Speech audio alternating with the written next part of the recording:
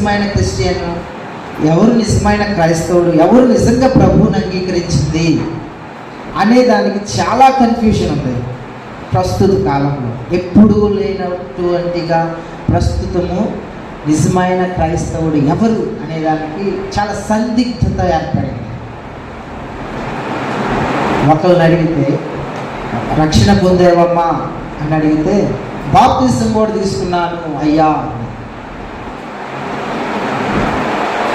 బాప్తిస్మే రక్షణ కానే కాదు, బాప్తిస్మము రక్షించదు. రక్షింపబడిన వారికి బాప్తిస్మము అవసరము అని దేవుని వాక్యం తెలియజేస్తుంది. కానీ రక్షణ అంటే బాప్తిస్మం కాదు. రక్షింపబడిన వారికి చేరే బాప్తిస్మము లోపల ఉన్న విశ్వాసాన్ని బయటకు వ్యక్తపరచడమే బాప్తిస్మము. నాకు విశ్వాసం ఉంది దేవుని పట్ల, దేవుడిచ్చే రక్షణ బట్టి నేను పాప క్షమాపణ, నేను పశ్చాత్తాపడ్డాను, పాపం నుంచి విడుదల పొందాను, నా పాపములు ఒప్పుకున్నాను, యేసుక్రీస్తు శిలువ మరణం మీద నేను విశ్వాసం ఉంచాను, నాకు ఆయన నన్ను రక్షించాడు, ఒప్పుకున్న తర్వాత ఇచ్చేది బాప్తిసం. ఇక్కడ ఏమంటా నేను బాప్తిసం తీసుకున్నాను, నిజంగా రక్షణ పొందినట్లా కానీ కాదు. ఇంకొక ఆయన రక్షణ పొందేవా అని అడిగితే, అంటే నేను ప్రార్థనకు వెళ్తాను, వాక్యం చదువుతున్నాను, నాకు దైవ జ్ఞానం అంతుంటే నా గురించి నువ్వు ఇంత సింపుల్ ప్రశ్న అడుగుతావా, నేనేంటి, నా భక్తి ఏంటి, నన్ను అడుగుతావా అని కోపగించుకున్నాడు ఆయన. రక్షణ గురించి అడిగితే ఎంత సంతోషంగా అపోస్తులైన పౌలు గారే నేను ఈ విధంగా రక్షణ పొందాను అన్నాడు. మనము ఎవరిని అడిగినా, అపోస్తులను అడిగినా అడగాలి ఏమని, రక్షణ పొందావా, ఎలా పొందావా. మనం కలిసినప్పుడు ఒకరినొకరిని కనుక్కోవాలి, నీ రక్షణ ఎలాగ రక్షింపబడ్డావు అని. అపోస్తులైన పౌలే చెప్పాడు నేను ఈ విధంగా రక్షణ పొందానని. నేనున్నట్లయితే ఇస్కరియోతు యూదాని అడిగేవాడిని ఎలా రక్షణ పొందేవాడిని, అడిగి రక్షణ లేదు కదా. కాబట్టి రక్షణ ఎలా పొందేవని మీ కుటుంబంలో అడగాలి, మిమ్మల్ని మీరు అడగాలి, ఇతరులను అడగాలి. రక్షణ అంటే ఏంటి, నువ్వు రక్షణ ఎలా పొందాలి. ఆయన అయితే కోప్పడ్డాడు, రక్షణ లేదు, బైబుల్ చదువుతున్నాడు, భక్తి చేస్తున్నాడు, చర్చికి వెళ్తున్నాడు, బాప్తిసం తీసుకున్నాడు, రక్షణ అయితే లేదు. ఇంకో వ్యక్తిని కనుక్కున్నాను, రక్షణ పొందేవాయి అంటే వాక్యము పాస్టర్ గారు వాక్యం చెప్తా ఉంటే ఆయన వాక్యం అయిపోయిన తర్వాత నాతో పాటు ప్రార్థించమన్నాడు. ఆయన ఏ ప్రార్థన చేశాడో నేను అదే ప్రార్థన చేశాను, కాబట్టి నేను రక్షణ పొందాను అన్నాడు.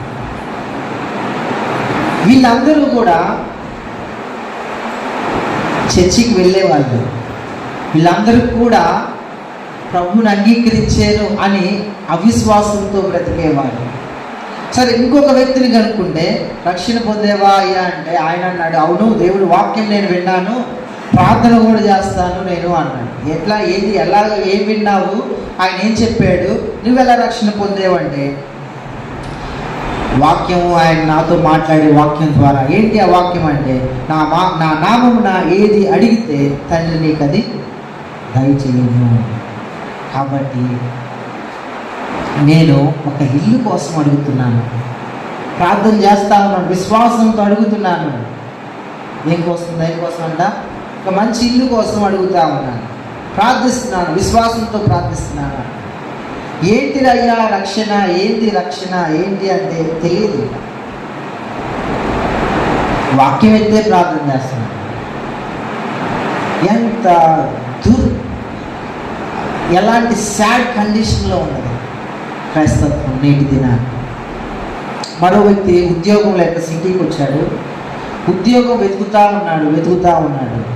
అయితే ఒక ఆయన కనపడి ఆయనకి, నువ్వు యేసు ప్రభువుని నమ్ముకో, నీకు ఉద్యోగం వస్తుంది అని. నిజమా, ఎట్లా అంటే, నాకు వచ్చింది. ఓ, నీకు వచ్చిందా యేసు ప్రభువు? అయితే నేను కూడా నమ్ముకున్నాను. అయితే విశ్వాసంతో ప్రార్థించి, ఉద్యోగం కోసం ప్రార్థించి రక్షణ.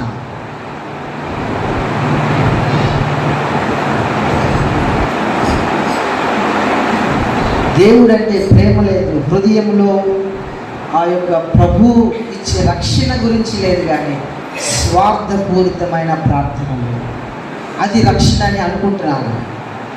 ఇంకో కుటుంబం దగ్గరికి వెళ్తే, కుటుంబస్తుల దగ్గరికి వెళ్ళి ఏంటి ఎలా రక్షణ పొందారు అని అడిగితే, మేము పుట్టుకతో క్రైస్తవులమే అన్నారు. పుట్టుకతో క్రైస్తవులు అనేది వాక్యంలో లేనే లేదు, నేను కొత్తగా చెప్తాము. ఏంటంటే మా నాన్నోళ్ళు చర్చికి వెళ్ళారు, మేము వెళ్తున్నాము, మా పిల్లలు కూడా వెళ్తూ ఉన్నారు,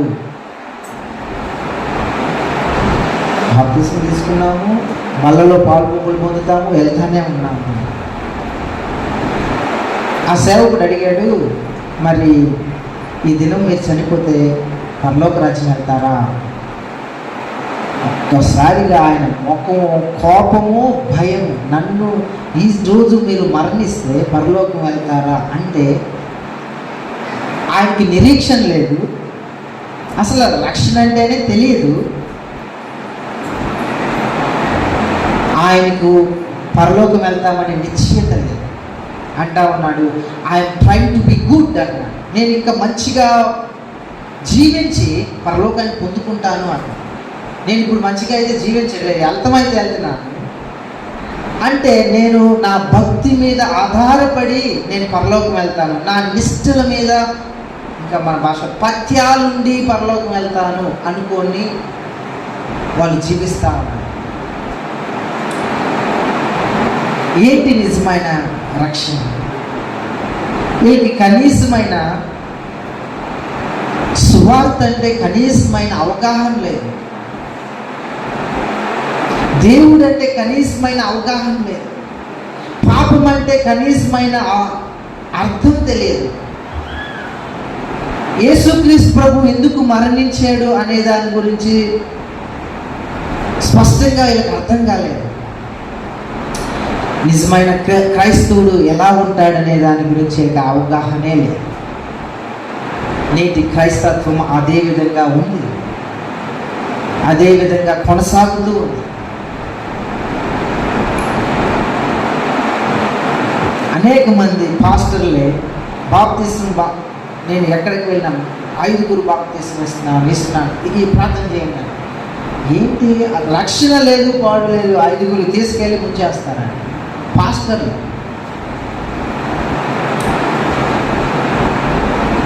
కనీసమైన పాపం గురించిన అవగాహన కూడా లేకుండా అనేక మంది అనుకుంటున్నారు సువార్త అంటే స్వస్థత కలగటము, సువార్త అంటే సమృద్ధి దొరకటము, సువార్త అంటే ఐశ్వర్యం రావడం, సువార్త అంటే ఉద్యోగం రావడం, సువార్త అంటే ఉద్యోగంలో ప్రమోషన్ రావడం, సువార్త అంటే ఈ లోకంలో సుఖంగా జీవించడానికి, ఈ లోకంలో అన్ని విధాలుగా సుఖంగా జీవించడానికి కావలసిన వాడే దేవుడు, ఆ సువార్త అనే భ్రమలో బ్రతుకుతున్నారు. ఎంతమంది లేరు? స్వస్థత వచ్చినంత మాత్రాన అది రక్షణ కానే కాదు.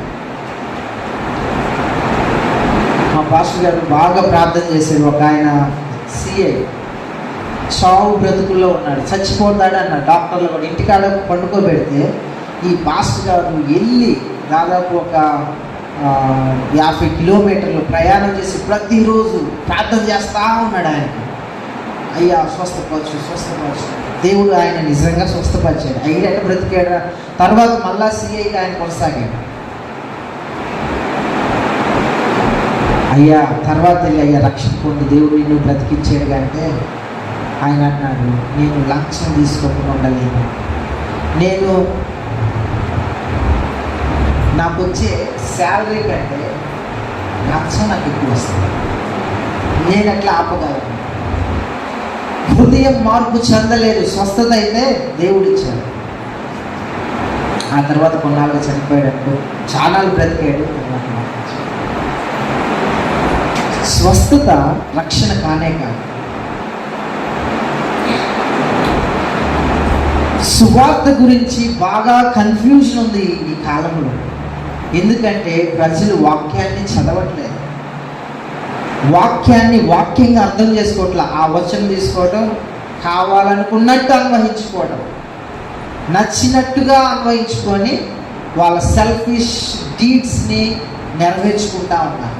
వాళ్ళ స్వార్థపూరితమైన ఆశలను నెరవేర్చుకుంటా ఉన్నారు. వాక్యమును వాక్యంగా వచ్చిన తర్వాత పఠించి అక్కడ ఏముందని తెలుసుకోవడం కంటే ఏంటి నిజమైన క్రైస్తవుడు? ఎవరు అసలు నిజమైన క్రైస్తవుడు అంటే ఎలా ఉండాలి? దేవుడు ఏం చేశాడు? ఈ వ్యక్తి ఏం చేయబడ్డాడు? ఈ వ్యక్తి యొక్క రెస్పాండ్ ఏంటి?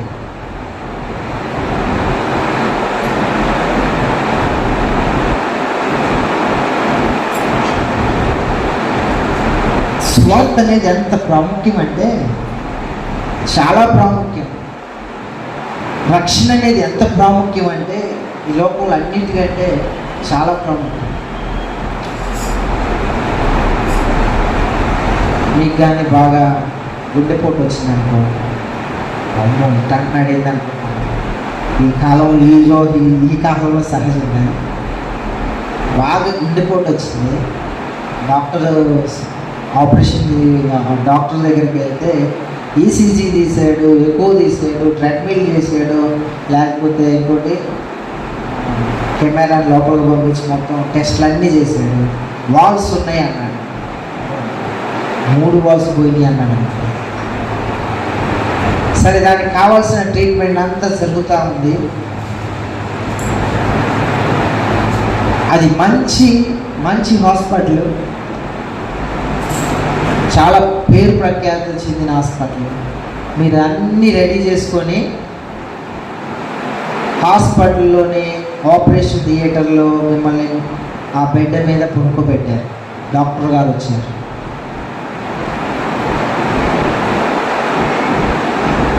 ఆ సమయంలో ఆ డాక్టర్ నిజంగా ఎంబీబీఎస్ చదవలేదు, ఆయనకేమీ ఎండీ లేవు, ఆయన ఏం చదవలేదు, ఆయన ఎప్పుడు సర్జరీ చేయలేదు.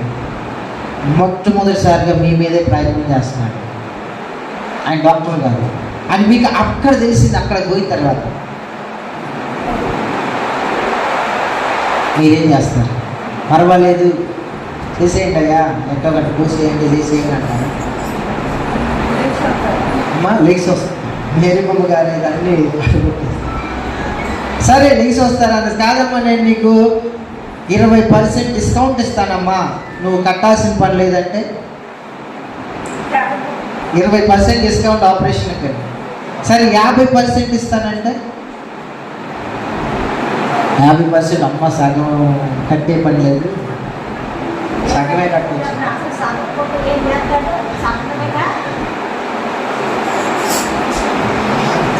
మన గుండెని వాళ్ళ చేతిలో పెట్టేస్తామా, చేసుకోండి అయ్యా అని.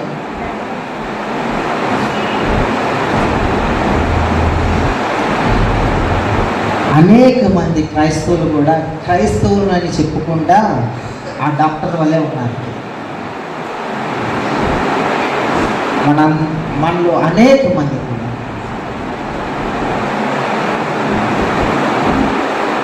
దీని వాల్యూ, దీని యొక్క పర్యవసానము, రక్షణ లేకపోతే, సువార్త లేకపోతే పర్యవసానం ఏంటో తెలుసా? Internal health fire. అది నిత్య నరకాగ్ని. ఇది చాలా సీరియస్. అందుకే పదే సువార్త చెప్పిందే చెప్పటం. ఎందుకంటే ఈ కాలంలో స్వచ్ఛమైన సువార్త దొరకట్లేదు. నామకార్థమైన క్రైస్తత్వం వెళుతున్నాము కదా అని వెళుతున్నారు, వాళ్ళ తృప్తి కోసం వెళ్తారు. క్రైస్తవులు కాబట్టి వెళ్తున్నారు. ఎక్కడికి? చర్చికి. నిజమైన రక్షణ, మారు మనసుతో నిజంగా దేవుణ్ణి ఆరాధించడానికి, ఆయన నిజముగా విశ్వాసం ద్వారా వెళ్ళటం లేదు. అందుకనే మనం వారి జీవితంలో ఫలాన్ని చూడట్లేదు, క్రైస్తవ ఫలాన్ని చూడట్లేదు.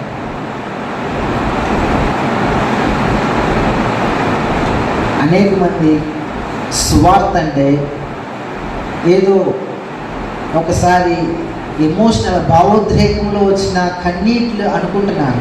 కన్నీరు ఎక్కడైనా వస్తుంది. భావోద్రేకం వచ్చిన హృదయం మార్పు చెందని కన్నీరు దేనికి? అది రక్షణ కానే కాదు. లేదా ఒక్కసారిగా గూస్ బంప్స్, మంచి మ్యూజిక్ పెట్టి, మంచి సౌండ్ సిస్టమ్ పెట్టి, మంచిగా దందంగా పాడితే ఒక్కసారిగా అందరికి గూస్ బంప్స్ అంటే తెలుసా, రోమాలు నెక్కిపోడ్చుకుంటాయి అంటారు. అనేక మంది దాన్ని రక్షణ అనుకుంటున్నారు.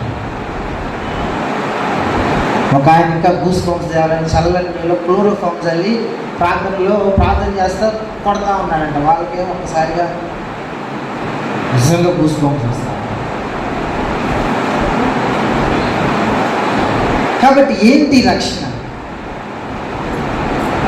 దీని యొక్క పర్యవసానం, దీన్ని సీరియస్గా తీసుకోకపోతే నువ్వు కేవలం నేను ఆ డాక్టర్ వల్లే నేను కూడా క్రిస్టియన్లే, నేను కూడా క్రైస్తవునే అని నిన్ను నువ్వు నమ్మబలిగితే, నిన్ను నువ్వు మోసపరుచుకున్నావు, నువ్వు నిత్య నరకాగ్నికి పాలవుతావు. అది ఇంటర్నల్ హెల్త్ ఫైర్, అది ఘోరమైన దైవోగ్రతా స్థలం. అక్కడ ఏడుపును పండ్లు కొరుకుంటే యుగ యుగాలు అక్కడ కానీ నువ్వు పడితే దేవుని ప్రేమ లేదు, కరుణ లేదు, దేవుడు వినడు అక్కడ ప్రార్థన. అది నిత్యమైన రెండవ మరణం. మారు మనసు పొందావా? పశ్చాత్తాపడ్డావా? మారు మనసు పశ్చాత్తాపము చెందటంలో మనకి 4 విషయాలు తెలియాలి. దేవుడు ఎవరు అని తెలియాలి మొట్టమొదటిగా.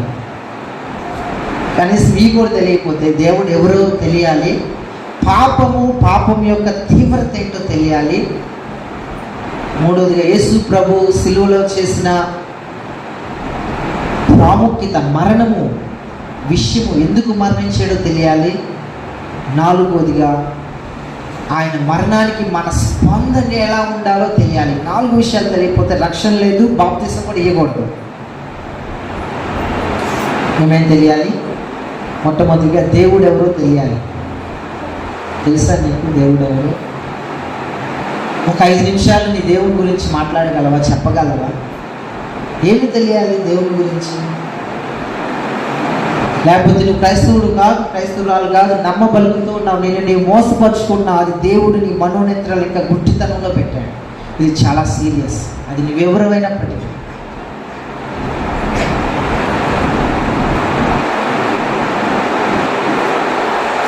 దేవుడు గురించి మనం ఆలోచిస్తే ఆయన పాపాన్ని అసహించుకునే పరిశుద్ధుడు. ఆయన నీతి, ఆయన పరిశుద్ధత, ఆయన ధర్మము, ఆయన నీతి, ఆయన యథార్థత, ఆయన న్యాయము ఆయన కూడా మేరడు.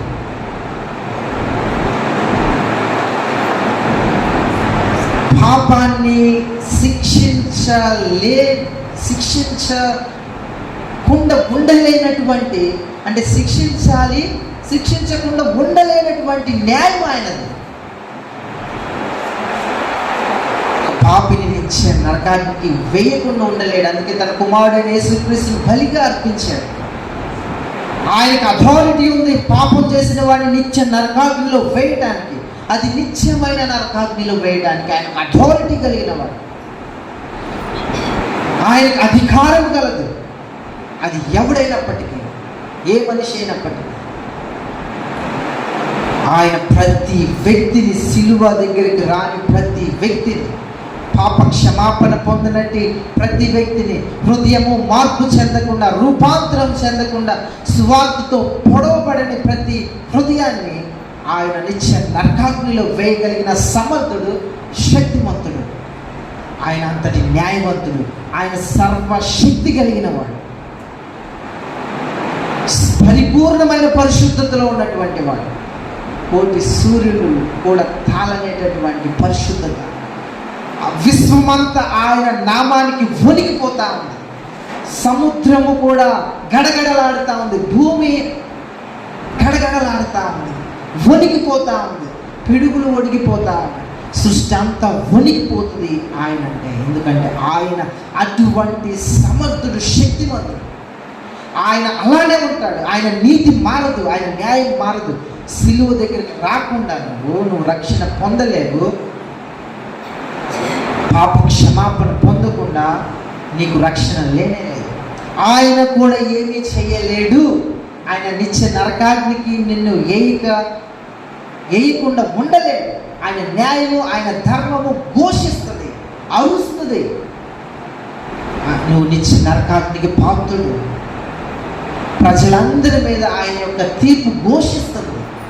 ఈ సృష్టి మీద ఆయన యొక్క తీర్పు తాండవిస్తబోతా ఉంది, ప్రళయంలాగా రాబోతా ఉంది.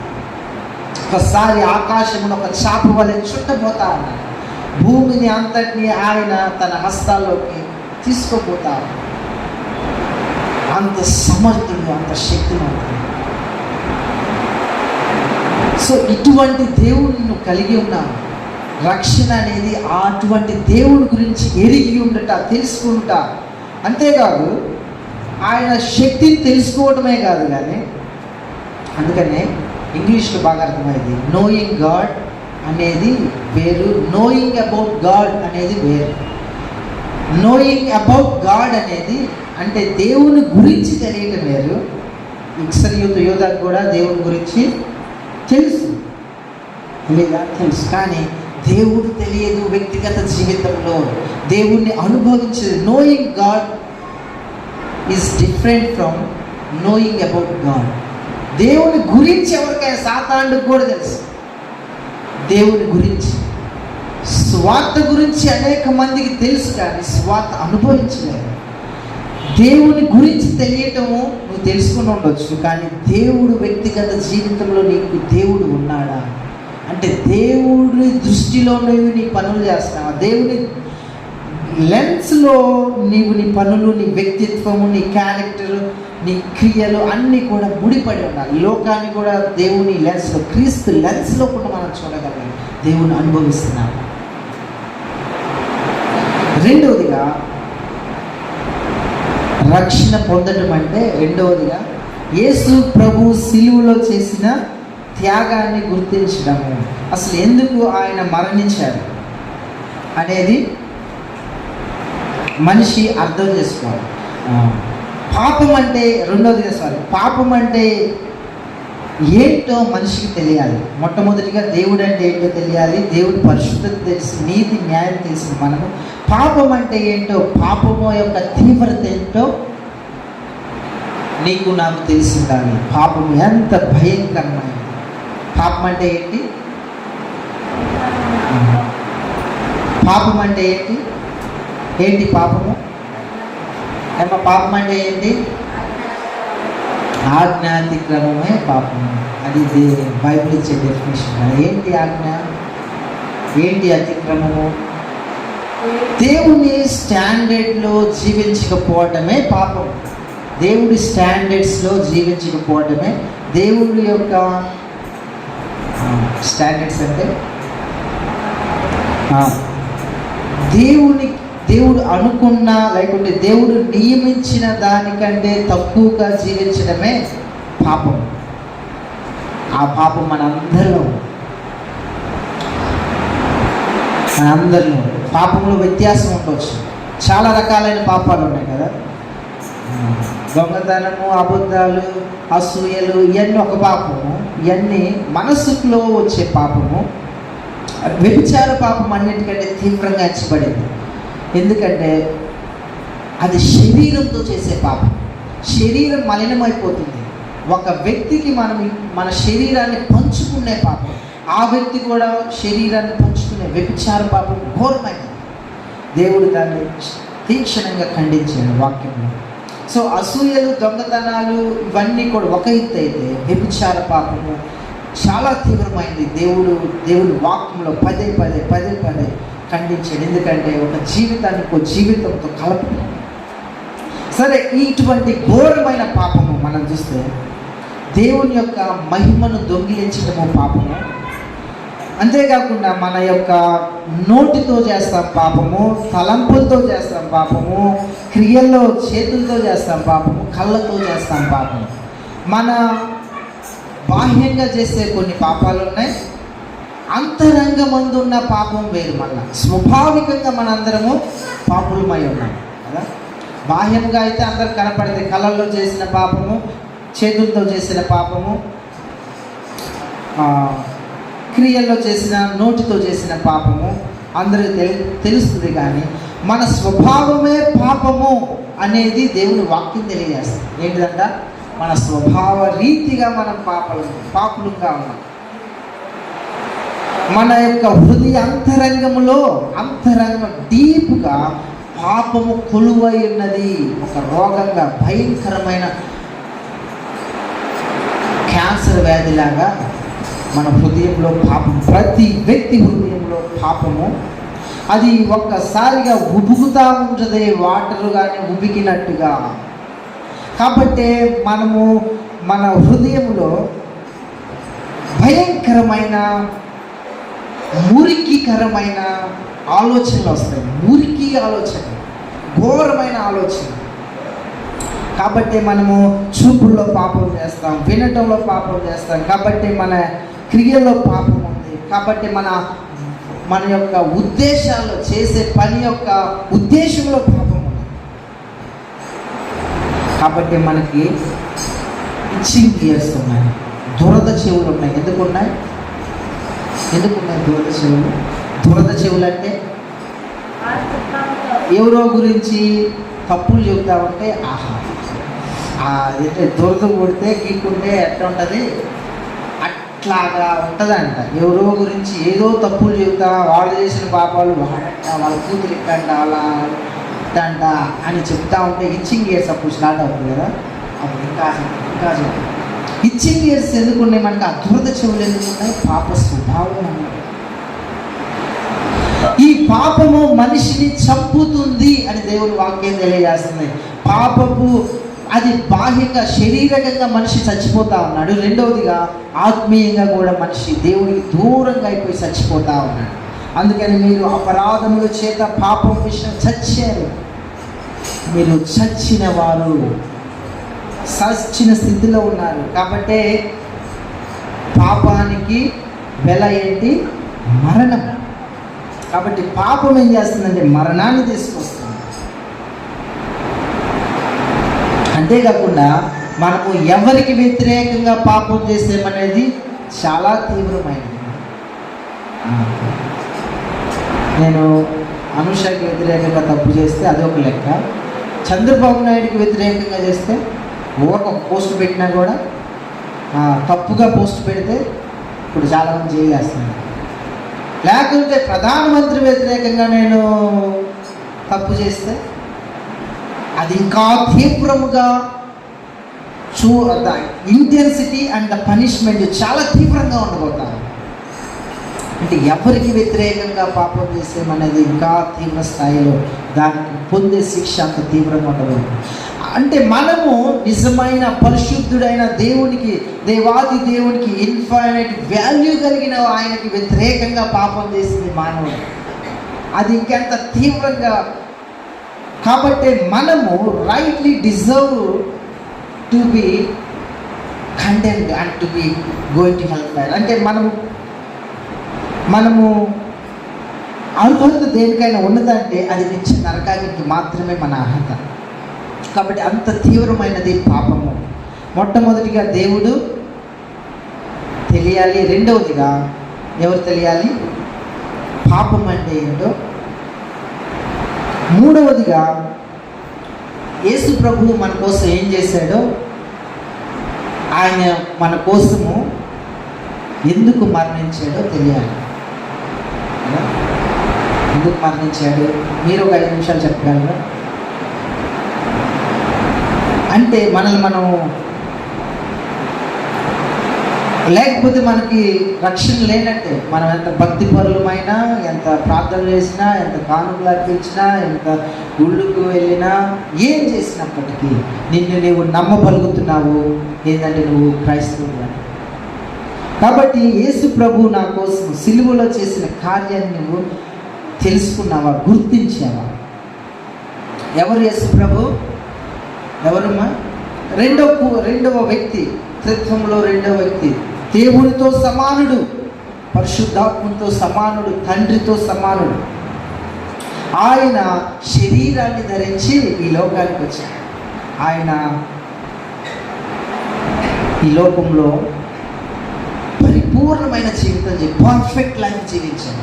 పరిపూర్ణమైన జీవితం ఎవడైనా జీవించాడు ఈ లోకంలో అంటే ఎవడూ జీవించలేదు.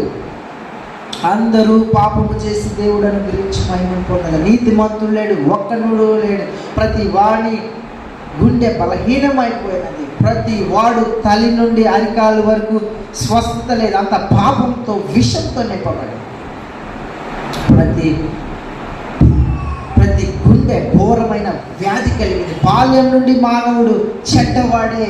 వాడి ఆలోచనలు కేవలము ఎల్లప్పుడూ చెడ్డవే, నిరంతరము చెడ్డవే.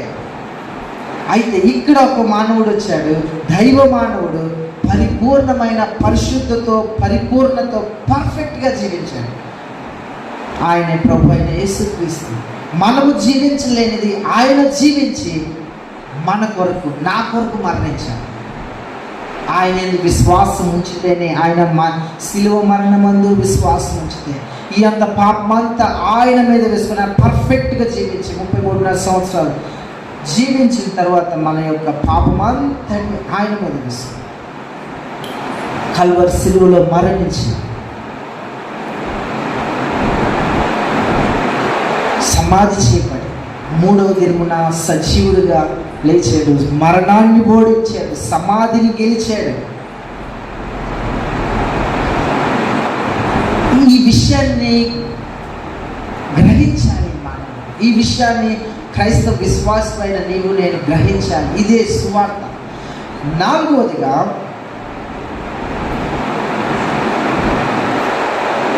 మొట్టమొదటిగా చూసాము దేవుడు ఎవరు, పాపము యొక్క తీవ్రత ఏంటి, యేసుక్రీస్తు ప్రభు దేనికి మరణించాడు, 4వదిగా మన రెస్పాండ్, మన ప్రతిస్పందన ఏంటి అనేది గమనించాలి. మన ప్రతిస్పందన ఏంటి? యేసుక్రీస్తు ప్రభు మరణించాడు. అయితే ఆయన మరణము ద్వారా మనకు పాప క్షమాపణ దొరుకుతుంది. కాబట్టి పశ్చాత్తాపడాలి మానవుడు. అది గ్రహించిన మానవుడు ఏం చేయాలి? పశ్చాత్తాపం, నేను పాపిని ప్రభువా అని హృదయము పొడవబడాలి, రూపాంతరం చెందాలి. హృదయము మార్పు చెందాలి. దేని వల్ల జరుగుతుందంటే అది దేవుడే ఇస్తాడు. ఆయన కృపచేత రక్షించుకుంటాడు. మనం ఏం చేయాలి? పశ్చాత్తాపడాలి. ప్రభువా నేను పాపిని, ప్రభువా నేను పాపిని, ప్రభువా నేను పాపిని. ఆయన పశ్చాత్తాపడితే ఆయన శిలువ రక్తము ద్వారా మనల్ని కడిగి నిత్య జీవాన్ని మనకు అనుగ్రహం ఉచితముగా ఇస్తాడు. పశ్చాత్తాపడిన ప్రతి వ్యక్తిని ఆయన క్షమించడానికి సిద్ధంగా ఉన్నాడు. ఆయన క్షమించడానికి, ఆయన ప్రేమ కలిగిన వాడు, జాలి కలిగిన వాడు, క్షమించడానికి సిద్ధముగా ఉన్నాడు. నిన్ను, నీ హృదయాన్ని మార్చగలిగిన వాడు. ప్రభువా నేను ఈ పాపంలో కొట్టుపెట్టాడు, నన్ను ఎవరు చూడలేదు అనుకుంటున్నాడు, ఇది రహస్య పాపంలే అనుకుంటున్నాను. కానీ దేవునికి నీ పాపము కనపడతా ఉంది. అది ఘోరముగా అసహించుకుంటా నువ్వు వచ్చి నరకాగ్ని పాత్రుడు అయితే ఇప్పుడే సమయము. ప్రభువా నేను పాపం, నన్ను క్షమించు ప్రభువా, నా హృదయాన్ని మార్చు ప్రభు అంటే ఆయన హృదయాన్ని మార్చి నూతన హృదయాన్ని ఇవ్వడానికి ఇష్టపడతాను, నూతన తలంపులు ఇవ్వడానికి ఇష్టపడతాను, నూతన వ్యక్తిగా మార్చడానికి ఇష్టపడతాను. ఇక్కడ నుంచి నువ్వు పాపాన్ని అసహించుకునేటట్టుగా చేస్తాను. నువ్వైతే నీవుగా నువ్వు చేయలేవు, నాకు నేనుగా పాపాన్ని అసహించుకోలేను. అయితే దేవుడు రూపాంతరము చెంది నూతన హృదయాన్ని ఇచ్చి నూతన తలంపులతో దేవుడు మార్చుకోవడానికి సిద్ధంగా ఉన్నాడు. కాబట్టి పాపం చేసే ప్రతిసారి నువ్వేం చేస్తున్నావు అంటే దేవుణ్ణి సవాల్ చేస్తున్నావు. పాపం చేసే ప్రతిసారి నువ్వు దేవుణ్ణి ఛాలెంజ్ చేస్తా ఉన్నావు. దేవుణ్ణి ఛాలెంజ్ చేస్తే అదంత భయం. అందుకనే తీవ్రత, నిత్య నరకాగ్ని, ఉగ్రత. మనము అర్హులము దేవ ఉగ్రత, పాత్రులము. కాబట్టి ఈ దినాన నీవు కానీ నీ హృదయాన్ని ఇచ్చేవా లేదా? నేను నిజంగా క్రైస్తవున్నా కాదా? ఈ క్రైస్తవునికి ఉండాల్సిన మొట్టమొదటి లక్షణం ఏంది? స్వార్థను అంగీకరించాలి. స్వార్థను అంగీకరించడంలో ఏముండాలి? దేవుడు అంటే ఎవరో తెలియాలి, పాపం అంటే ఎందుకు తెలియాలి, యేసు ప్రభు ఎందుకు మరణించాడో తెలియాలి. 4వదిగా నేను ఎలాగ ప్రతిస్పందించాను, పశ్చాత్తాపడి ఎలాగ ప్రతిస్పందించాను అనేది తెలియాలి.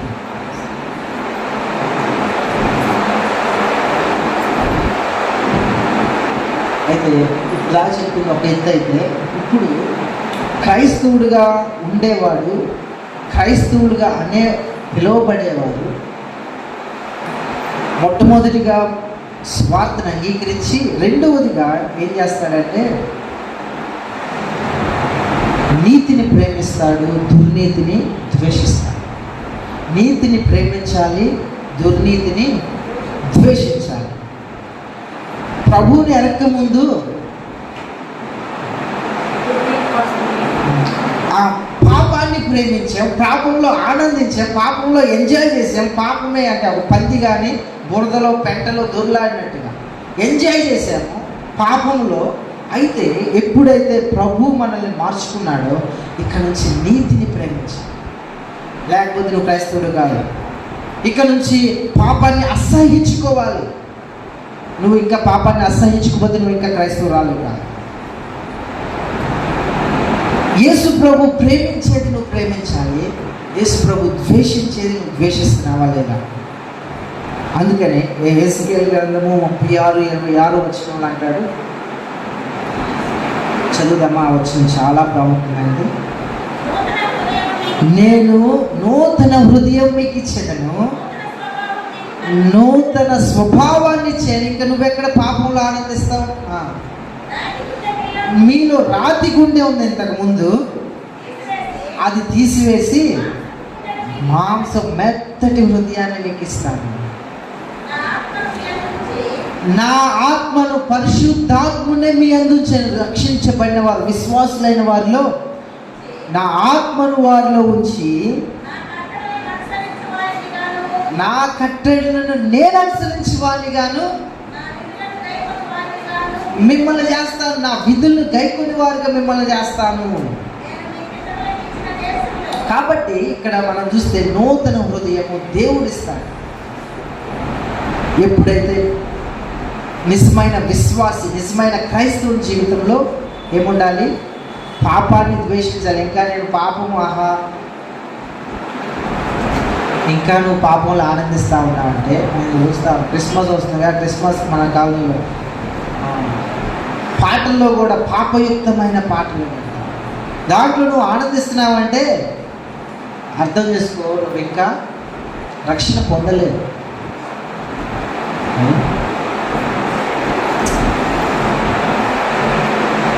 ప్రతి దినము పరిశుద్ధతలో ఎదుగుతూ ఉంటాడు విశ్వాసి. నువ్వు ఎదుగుతున్నావు పరిశుద్ధతలో, లేకపోతే నువ్వు క్రైస్తవురాలు కాదు, క్రైస్తవుడు కాదు.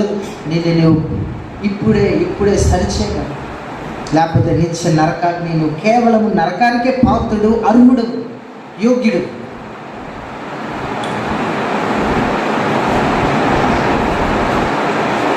ఫస్ట్ గమనించు, ఎదుగుదల నీలో ఉందా? విశ్వాసంలో, నీతిలో, పరిశుద్ధతలో, ప్రేమలో ఎదుగుదల నీలో ఉందా? సమాధానంలో ఎదుగుతూ ఉన్నావా? పేషెన్స్లో ఎదుగుతూ ఉన్నావా? మంచితనంలో ఎదుగుతూ ఉన్నావా? విశ్వాసంలో ఎదుగుతూ ఉన్నావా? జస్ట్ గడిచిన కొన్ని నెలలు మనం ఆలోచిద్దాము. ఈ నెలలో మనం ఆలోచిద్దాము ఎదుగుదల మనలో ఉందా. గడిచిన వారాలు మనం ఆలోచిద్దాము, ఈ వారంలో మనం చూద్దాం ఎదుగుదల నాలో ఉందా. విశ్వాసకి ఎదుగుదల అవసరము, లేకపోతే విశ్వాసం కానే కాదు. లేకపోతే ఇప్పుడైనా ప్రభువా నా ఎదుగుదల ఆగిపోయింది, మొదటి ప్రార్థించు. నిజమైన క్రైస్తవుడికి మరొక పాయింట్ ఏంటంటే, దేవుని వాక్యాన్ని ప్రేమిస్తాడు. ఏం చేస్తాడు నిజమైన క్రైస్తవుడు? దేవుని వాక్యాన్ని ప్రేమిస్తాడు. వాక్యాన్ని ప్రేమించి చదవకపోతే, చదవటే ఎందుకు చదవరు? ప్రేమించకపోవడానికి కూడా చదవరు. గుర్తు ఏంటంట, నిజమైన క్రైస్తవుడు దేవుని వాక్యాన్ని చదువుతాడు, ఇష్టపడతాడు, తృష్ణ కలిగి ఉంటాడు. అందుకనే కీర్తనలో మనం పదే పదే చూస్తాం. I delight in your word అంటే అర్థమైంది. I delight in your word. నీ యొక్క వాక్యంలో నాకు ఆనందం ఉంది ప్రభు, అది మాధుర్యంగా ఉంది ప్రభు. నీకు ఆ మాధుర్యం దొరకలేదా దేవుని వాక్యంలో? విశ్వాసం కానే కాదు. ఇప్పుడు ఆదివారం తీసి మళ్ళీ ఆదివారం తీసినావు అంటే నీ విశ్వాసము లేకుండా నువ్వు క్రైస్తవుడు కానే కాదని గుర్తు చేస్తావు. ఎందుకంటే నీకు ఆ ఆశ లేదు, ఆ డిజైర్ లేదు, ఆ లాంగింగ్ లేదు దేవుని వాక్యం పట్ల. వచనాలు ఉన్నాయి, టైం అయిపోతుందని నేను చూపించట్లేదు. పేతురు రాసిన మొదటి పత్రిక 2వ అధ్యాయం 2వ వచనం. ఈ వచనం చదువుతాను. నేను ఒక్క వచనం, 2వ అధ్యాయం 2వ వచనం.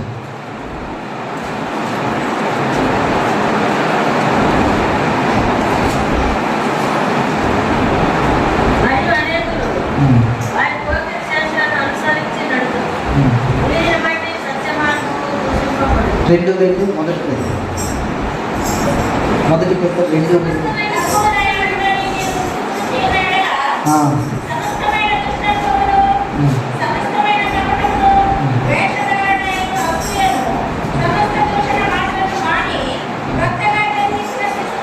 కొత్తగా జన్మించిన శిశువులను పోలి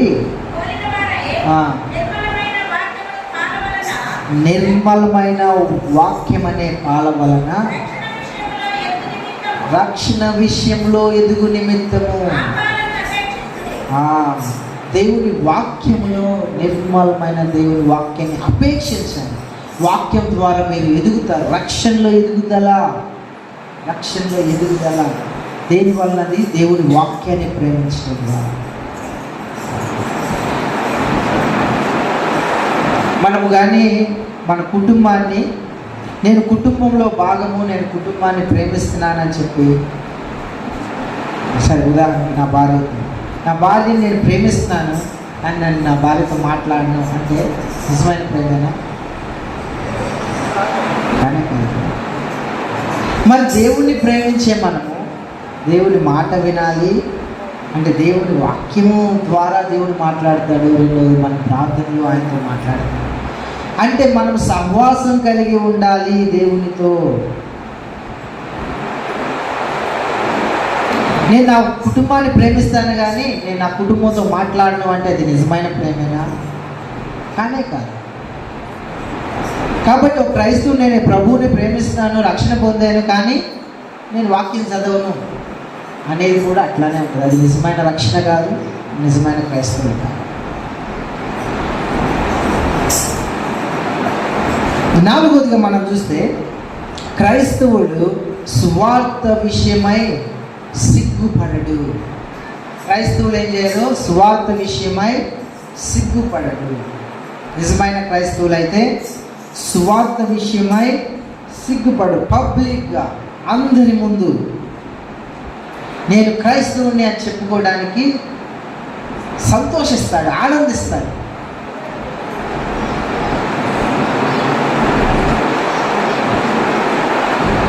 అది ఎన్ని శ్రమలు ఎదురైనా నేను క్రైస్తవుడిగా చెప్పుకుంటే నన్ను అవమానిస్తారు, లేకపోతే నన్ను కష్టపెడతారు అనుకునే పరిస్థితుల్లో కూడా సంతోషంగా ఆనందంతో నేను క్రైస్తవుని గర్వంగా ఆనందంతో చెప్పుకుంటాను.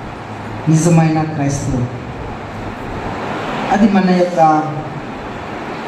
స్నేహితులతో కానీ, మనం పనులు చేసుకునే స్థలాల్లో కానీ, జాబుల్లో కానీ, కొత్త వ్యక్తులతో కానీ, అన్యుల మధ్య అయినా కూడా నేను క్రైస్తవుడిని అని చెప్పుకోవడానికి, సువార్త ప్రకటించడానికి ధైర్యంగా ఆనందంతో చెప్పుకునే వాళ్ళే నిజమైన క్రైస్తవులు. సువార్త చెప్పే విషయంలో ఎక్కడ వెనకంజ వేయని వాళ్ళే, ఏది అవకాశం దొరికితే వారికి సువార్త పంచుకునే విషయం. మనల్ని మనం పరిశీలించుకోవాలి, మనము పరిశీలించుకోవాలి, పరీక్షించుకోవాలి. ఈ విషయం మన సంఘాన్ని మనం పరిశీలించాలి, మన కుటుంబాన్ని మనము అధ్యయనం చేయాలి. నిజమైన రక్షణ ఉందా? మన కుటుంబస్తులతో నిజమైన రక్షణ ఉందా? చివరిగా ఇక్కడ విషయం చెప్పాలి. నిజమైన క్రైస్తవుడు స్థానిక సంఘానికి లోబడతాడు, సబ్మిట్ అవుతాడు. ఏం చేస్తాడు? నిజమైన క్రైస్తవుడు స్థానిక సంఘానికి కట్టుబడి ఉంటాడు. అపోస్తలుల కార్యం 2వ అధ్యాయము 46-47 వచనం చదివితే, నిజమైన క్రైస్తవుడు సంఘానికి కట్టుబడి ఉంటాడు.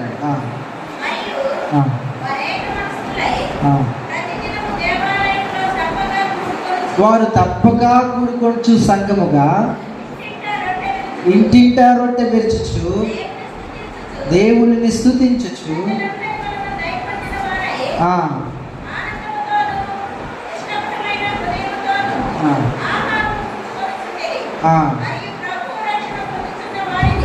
రక్షణ పొందుచు ఉన్న వారిని ప్రభువు అనుదినము వారితో చేర్చు. సంఘానికి ఎవరు చేరుస్తున్నారు? మనుషుల?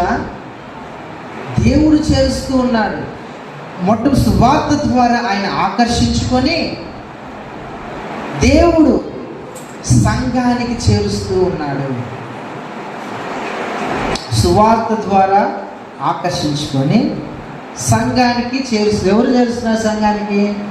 నేను నా వ్యక్తిగతం రక్షణ నా ఇష్టం వచ్చినట్టు దేవునికి విధేయత చూపించి, వాక్యానికి విధేయత చూపించడం, సంఘానికి విధేయత చూపించడం, నా ఇష్టం వచ్చినట్టు ఉంటాను.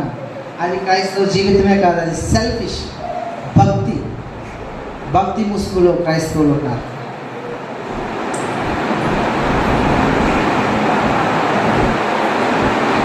క్రైస్తవులు సంఘానికి కమిట్ అవుతారు.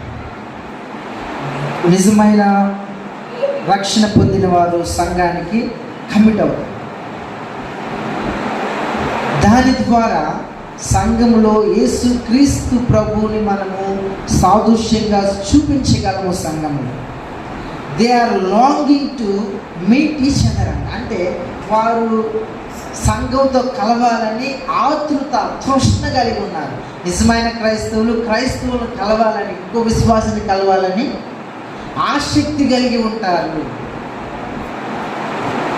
కానీ నేను దేవుని వాక్యానికి లోబడతాను, సంఘంలో మాత్రం ఉండను, సంఘానికి విధేయతతో ఉండను, సంఘానికి కమిటెడ్గా ఉండను అంటే నువ్వు దేవుని వాక్యానికి లోబడినట్టు కానే కాదు, సువార్తకు లోబడినట్టు కానే కాదు. అది నిజమైన రక్షణ కాదు. నీ యొక్క హృదయం రూపాంతరం చెందలేదు, ఎందుకంటే నీ గర్భం ఉంది. కాబట్టి నిజమైన విశ్వాస సంఘానికి కమిట్ అవుతాడు, సబ్మిట్ అవుతాడు. ఎందుకని సబ్మిట్ అవ్వాలి? క్రైస్తవులు క్రైస్తత్వాన్ని ప్రాక్టీస్ చేసేది సంఘంలో, స్థానిక సంఘంలో. ఇది దేవుని యొక్క ఆజ్ఞ, దేవుని యొక్క క్రమం. ఇది నాకు ఎవరికి వచ్చిన క్రమం వాళ్ళు చేయడానికి లేదు. ఇది దేవుని యొక్క ఆజ్ఞ, ఇది ఆప్షనల్ కాదు, కమాండ్. ఎందుకంటే మనం అక్కడ ఒకరినొకరు ప్రేమించగలుగుతాం. స్థానిక సంఘంలో దేవుని ప్రేమను చూపించగలుగుతాం, ఒకరినొకరు సేవ చేసుకోగలము. అంటే పరలోకాన్ని ఇక్కడే అనుభవిస్తాం. ఒకరినొకరు సహించగలము, ఇక్కడే ఒకరినొకరు పురికొల్పగలము. దేవునిలో, పరిశుద్ధతలో. సంఘము దేవుని యొక్క కుటుంబము. కాబట్టి నీవు విధేయతతో ఉండాల్సింది, నేను విధేయతతో సబ్మిట్ అవ్వాల్సింది. ఇది క్రైస్తవుని యొక్క లక్షణం. ఇది దేవుని యొక్క కుటుంబం. నేను కుటుంబంలో భాగమే కానీ నేను కుటుంబంలో ఉండను అనడానికి లేదు. కుటుంబంలో కానీ క్రైస్తవులు మన కుటుంబంలో ఉన్న లొసుగులన్నీ పక్కన కుటుంబంలో చెప్తామా? చెప్పం కదా, ఉంటాయి కదా. ఏ కుటుంబంలోనైనా తప్పులు ఉంటాయి, కానీ పక్కన వారికి చెప్పము కదా, ఎందుకంటే తక్కువ చూస్తాం, ప్రార్థన చేస్తాం. మనము కూడా దైవ కుటుంబంలో ఉన్నాము. మనల్ని మనం ఏం చేయాలి? సరి చేసుకోవాలి. ఇంకా మంచి దినాల కోసము దేవుణ్ణి ప్రార్థించాను. ఇది దేవుని కుటుంబం, నేను భాగమై ఉన్నాను. నేను ఇతర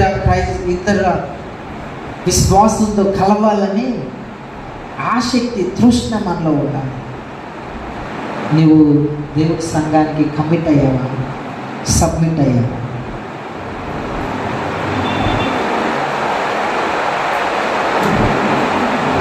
ఎందుకంటే ఇది ప్రత్యేకమైన ఆయన వెలగల రక్తం ఇచ్చి, రక్తముతో ఆయన మనకు ఆ యొక్క బౌండింగ్ ఇచ్చాడు, రిలేషన్షిప్ని ఇచ్చాడు. ఇది స్పెషల్ బ్లడ్ రిలేషన్షిప్. అది భౌతికమైన బ్లడ్ రిలేషన్షిప్, భౌతికంగా మనం చూస్తాం. ఇది దైవ కుటుంబం. ఇది నువ్వు సీరియస్గా తీసుకోవాలి. కాబట్టి నిజమైన విశ్వాసం ఏం చేస్తాడు? సువార్త యందు విశ్వాసం ఉంచుతాడు. సువార్త యందు విశ్వాసం ఉంచుదంటే దేవుడు ఎవరు? రెండవది పాపం అంటే ఏంటి? మూడవది యేసుక్రీస్తు రక్తమును, ఆ శిలువ మరణం ద్వారా ఏమి జరిగింది? నాలుగవది నా నా ప్రతిస్పందన ఏంటి? ఆ శిలువ మరణానికి, నా పాపానికి, దేవునికి. అది స్వార్థనందు విశ్వాసం ఉంచాలి. నిజమైన క్రైస్తవుడికి రెండవ మెట్టు ఏంటి? పాపాన్ని ద్వేషిస్తాడు, పరిశుద్ధతను ప్రేమిస్తాడు. మూడవది ఏంటి? దేవుని వాక్యాన్ని ప్రేమిస్తాడు, దేవునితో సహవాసాన్ని ప్రేమిస్తాడు. నాలుగవ మెట్టు ఏంటి? సువార్త గురించి సిగ్గుపడడు. రోమపత్రిక 1:16 సువార్త గురించి సిగ్గుపడను. ఇది రక్షించబడు వారికి దేవుని శక్తి ఈ సువార్త. దీని గురించి నేను సిగ్గుపడను, నేను క్రైస్తవుగా చెప్పుకోవడానికి సిగ్గుపడను.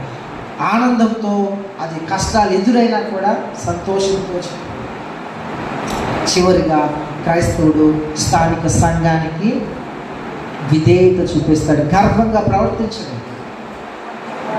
లోపల తన యొక్క ప్రేమను పంచుకుంటాడు, సేవ చేస్తాడు, ఇతరుల్ని సహిస్తాడు, ఇతరుల్ని దేవునిలో ప్రోత్సహిస్తాడు, బతిమాలుతాడు. సంఘానికి కమిట్ అయి ఉంటాడు. ఇది మనలో ఉండాలి. ఇది దేవుని కుటుంబం. ఎట్లా పడితే అట్లా ఉండడానికి లేదు, ఎట్లా పడితే అట్లా అరవడానికి లేదు, ఎట్లా పడితే అట్లా నలుగురు చెప్పడానికి లేదు. దేవుని తీర్పు రాబోతా. ఇది దేవుని యొక్క కుటుంబం. కాబట్టి ఈ లక్షణాలు ఉంటే కానీ నిజమైన క్రైస్తవులు. లేకపోతే ఇప్పుడే పశ్చాత్తాపం, లేకపోతే నువ్వు కానీ ఇంకా ఈ వేటిలో పడిపోతున్నావు. ప్రభువా క్షమించు, నన్ను సరిచేయాలి, ఒప్పుకున్నాను. కళ్ళు మూసుకుందాం, ప్రభువా ఇచ్చుకున్నాను. నిజమైన క్రైస్తవునికి ఉండే లక్షణాలు సీరియస్గా తీసుకుంటాం. ఇది చాలా సీరియస్. రక్షణ అనేది చాలా సీరియస్.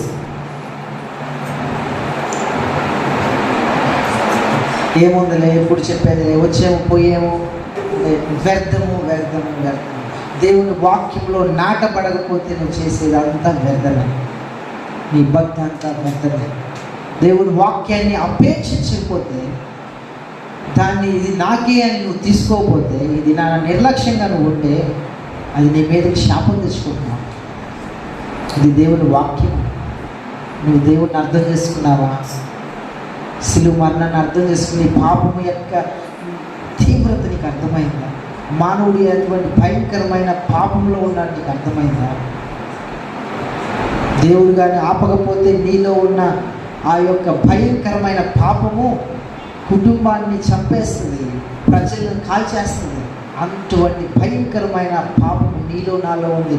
ప్రభు ఆత్మ మనలో ఉండి ఆపుతున్నాడు కాబట్టి, అవిశ్వాసంలో ఉండి కూడా ఆపుతున్నాడు కాబట్టి అట్లా ఉన్నారు. కానీ లేకపోతే మానవుడు తన పాపపు యొక్క ఇచ్చిని నెరవేర్చుకుంటాడు. ప్రభా, ఈ పాపమును కట్టడి చేస్తున్నాను, నీ పరిశుద్ధాత్మ మాకు ఇచ్చినందుకు శిలువలో మరణం ద్వారా విమోచించుకున్నాను. నీ యొక్క శిలువ మరణాన్ని స్పష్టంగా చూడండి.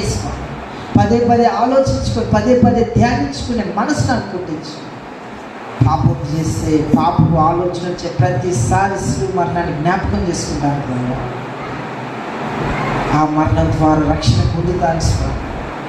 రక్షణలో నేను ఎదుగుతాను ప్రభు. ఆగిపోయిన స్థితి ఉంది.